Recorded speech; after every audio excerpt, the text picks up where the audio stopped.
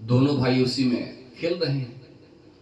मैया को बहुत बुरा लगा, मैया काफी गुस्सा की और बोल रही है, कार्य कनुआ, तू सुअर है क्या? सुअर की तरह गोबर में तू घुस गया है, घुस करके खेल रहा है उछल उछल करके।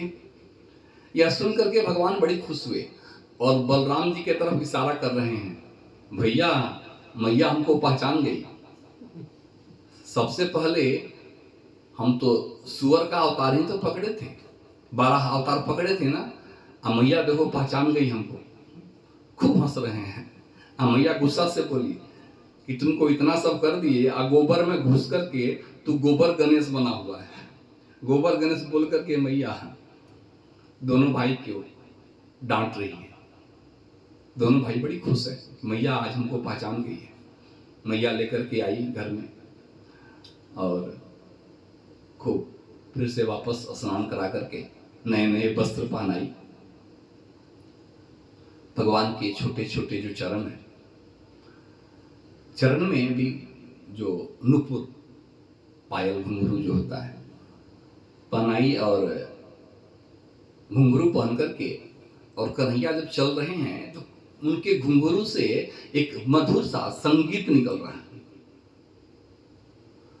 अब उनके चलने के आवाज से, उनके मधुर संगीत से, उनके नुपुर के आवाज से एक ऐसा संगीत निकल रहा है जो संगीत से पूरा गोकुल ऐसा एक आनंद का माहौल बन गया। वातावरण ऐसा एक तो प्रमोदित हो गया, वातावरण इतना ज्यादा खुश हो गया कि जितने उस चराचर वहां के जितने जो जीव थे उस नुपुर के आवाज से काफी आह्लादित होने लगे।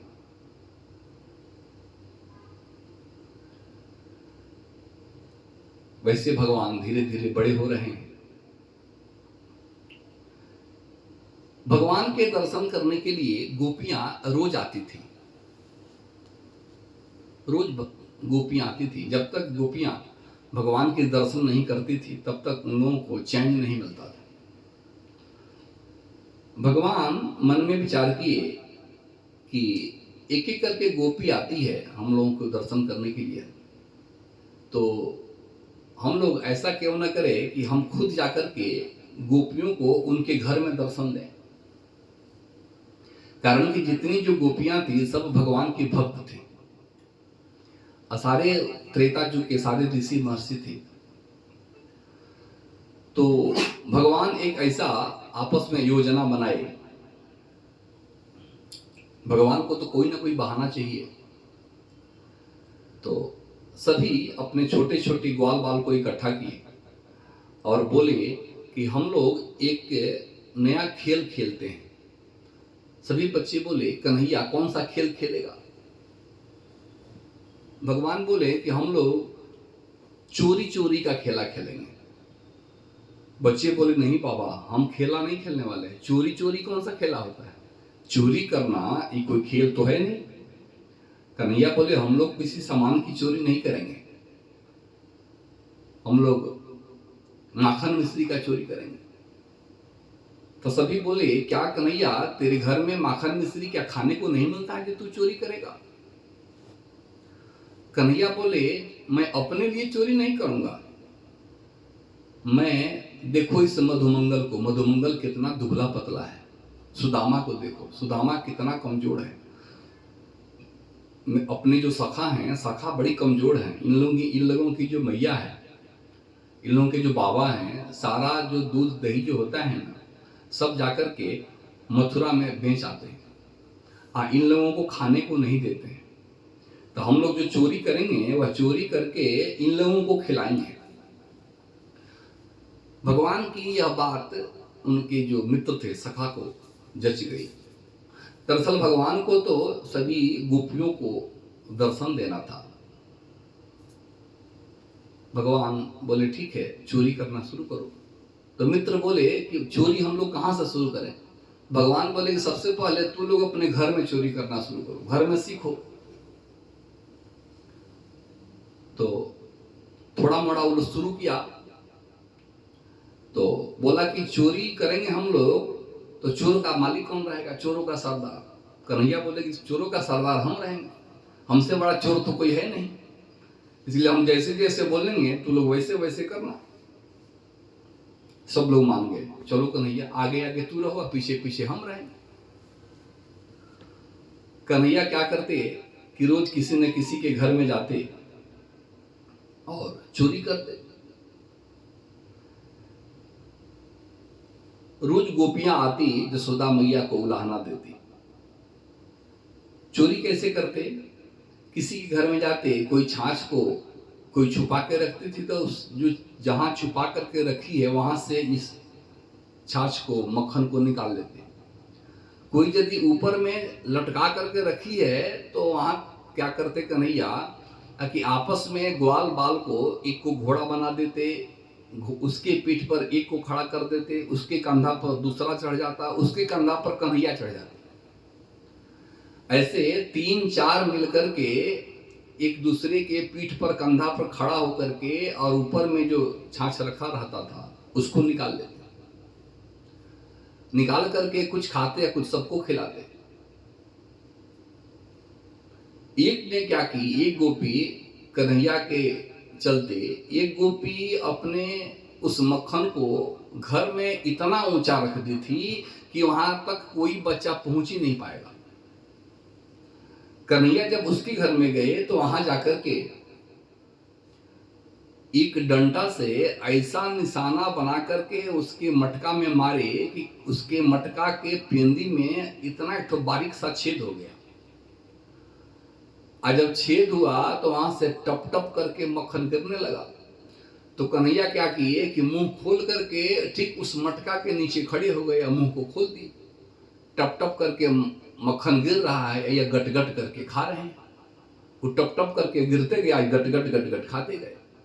इनका जब पेट भर गया तो दूसरे को खड़ा कर दिया, वो भी वैसे खाया। वो हट गया, तीसरा को खड़ा कर दिया, वो भी वैसे खाया।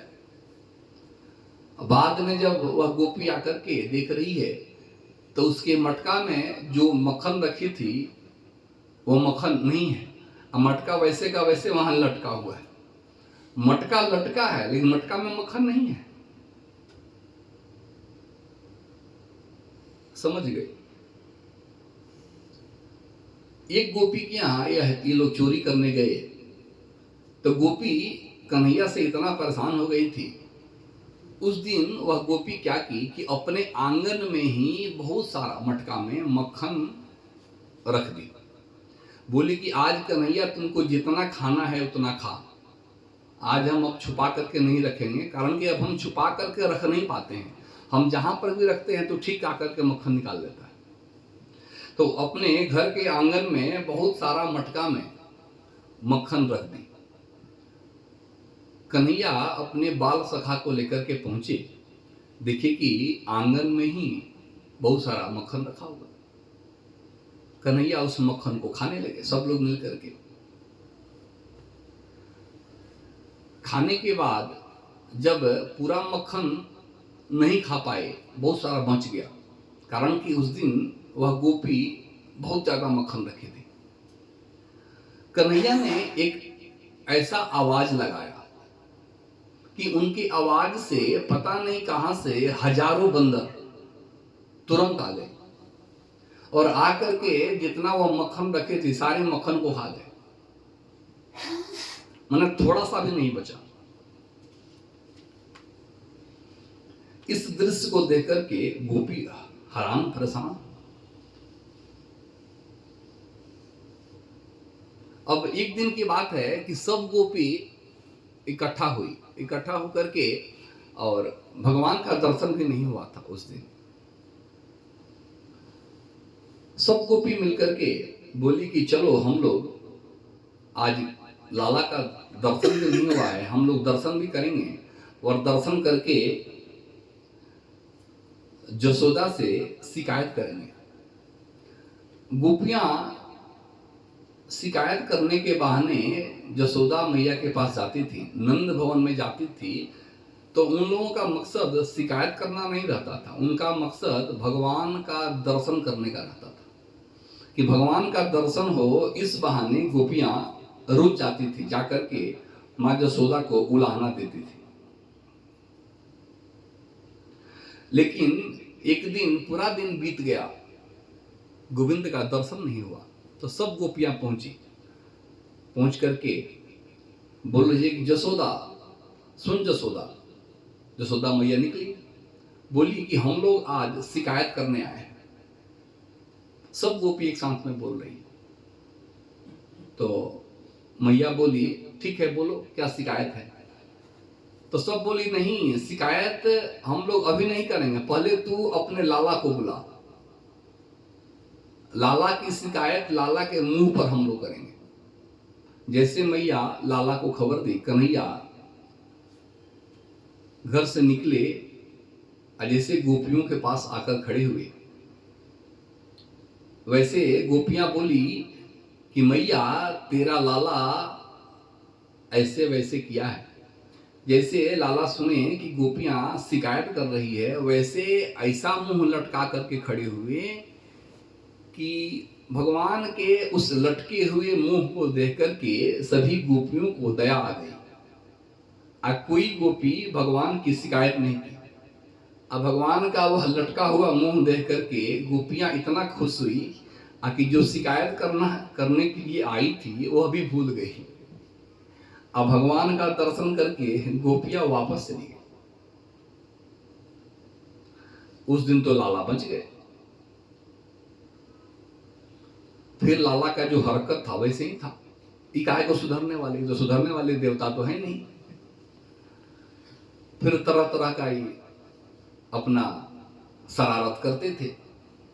एक दिन फिर सब गोपियां इकट्ठा होकर के आई, बोली कि आज हम लोग लाला का शिकायत जसोदा से करके ही रहेंगे, आज लाला को हम लोग दंड दिलवाएंगे, आज नहीं मानने वाले।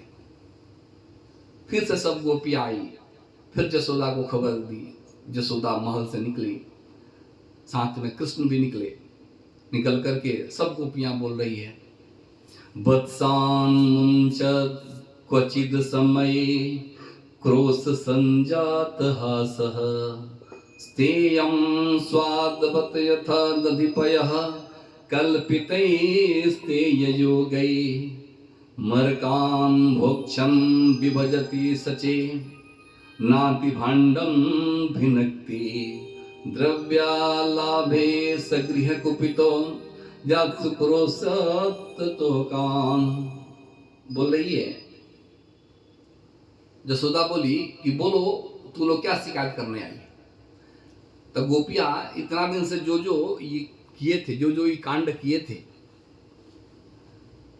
भगवान की जितनी जो शरारत थी, सब शरारत एक एक करके गोपियां सब बोल रही है। पहली गोपी शुरू में बोल रही है, मैया यह तेरा जो लाला है ना, यह लाला जाता है, जाकर के गाय का जो बछड़ा है ना, गाय के बछड़ा को यह खोल देता है। तो मैया बोली यदि गाय के बछड़ा को खोल देता है तो तू गैया का दूध निकाल लो। तो गोपी बोल रही है कि दूध निकालने के समय में खोलता तब ना, यह कभी भी जाता है गैया के बछड़ा को खोल देता है। तो यह उस समय में नहीं खोलता है, यह हम लोग दूध जब निकाल लेते हैं तब जाकर यह जाता है और गैया का बछड़ा को खोल देता है। मैया हंसने लगी। दूसरी गोपी बोल रही है, बहना तेरा क्या शिकायत है। तो दूसरी गोपी बोली कि मैया एक दिन मैं बैठी थी तो यह आया और आकर के मुझे परेशान करने लगा। मैया बोल रही है, तो यदि तुमको यह परेशान करता है, तेरे बछड़ा को खोल देता है, तो तू इसको डांटती क्यों नहीं है। जैसे लाला मेरा बच्चा है वैसे तेरा बच्चा है, तू इसको डांटो। तो गोपी बोल रही है कि जसोदा मैं इसको उस दिन बहुत डांटी, मैं इसको जितना डांट रही थी वह इतना ही हंस रहा था। तो मैं इसको डांट डांट के परेशान हो गई और यह जब हंसने लगा तो इसकी हंसी को देख करके मेरा गुस्सा भी शांत हो गया और मैं भी हंसने लगी।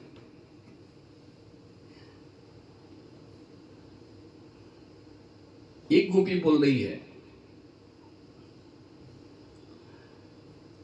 कि मेरे घर में यह कान्हा तेरा लाला माखन चुराता है। तो मैया बोल रही है यदि तेरे घर में जाकर के मेरा लाला माखन चुराता है तो तू इसको माखन खिला दिया कर, और जितना माखन यह खाएगा उतना माखन तू आकर के हमसे ले लिया कर। तो वह गोपी बोल रही है क्या जसोदा मेरे घर में क्या माखन की कमी है, क्या मैं इस लाला को माखन खिला नहीं सकती। तो जसोदा मैया बोल रही है कि जब तू माखन इसको खिला सकती है तो फिर तू उलाहना क्यों दे रही है। तो गोपी बोल रही है कि यह माखन जब मैं देती हूं तो माखन नहीं लेता है, बोलता क्या है कि क्या हमारे बाबा के पास क्या गाय नहीं है, मेरे बाबा के पास 9 लाख गैया है, मेरे घर में माखन बहुत है, मेरी मैया मेरे लिए माखन निकाल के रखी है, हमको मैया मेरी माखन खिलाती है, हम तेरा माखन क्यों खाएं। तो जब मैं माखन इसको देती हूं तो नहीं खाता है, और चुरा करके माखन खाता है। फिर भी मैया परेशान हो गई।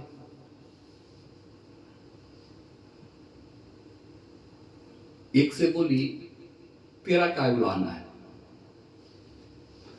एक बोली कि मैं मक्खन के मटका को घर में काफी ऊंचे लटका करके रखे थे, तो यह आता है और एक के कंधा पर एक चढ़ता है, चढ़ करके 2-3 मिल करके उस मक्खन को निकाल लेते हैं।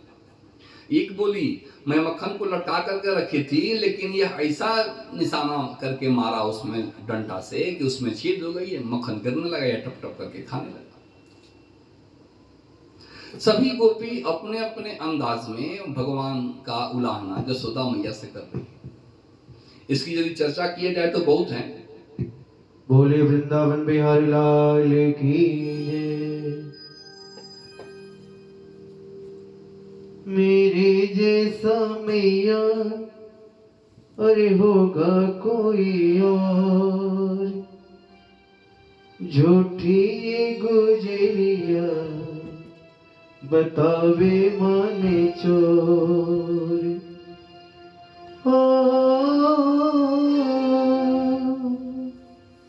अरे मेरे जैसा मैया अरे होगा कोई और, मेरे जैसा मैया अरे होगा कोई और, झूठी गुजरिया बतावे मोहे चोर, झूठी गुजरिया बतावे मोहे चोर।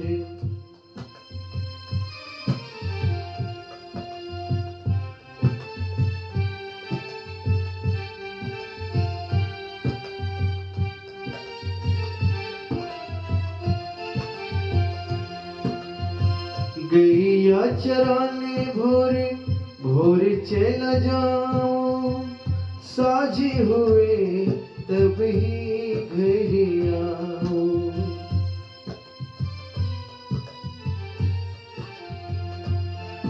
ओ गैया चराने भोरे भोरे चला जाऊं, साझी हुए तब ही घर आऊं।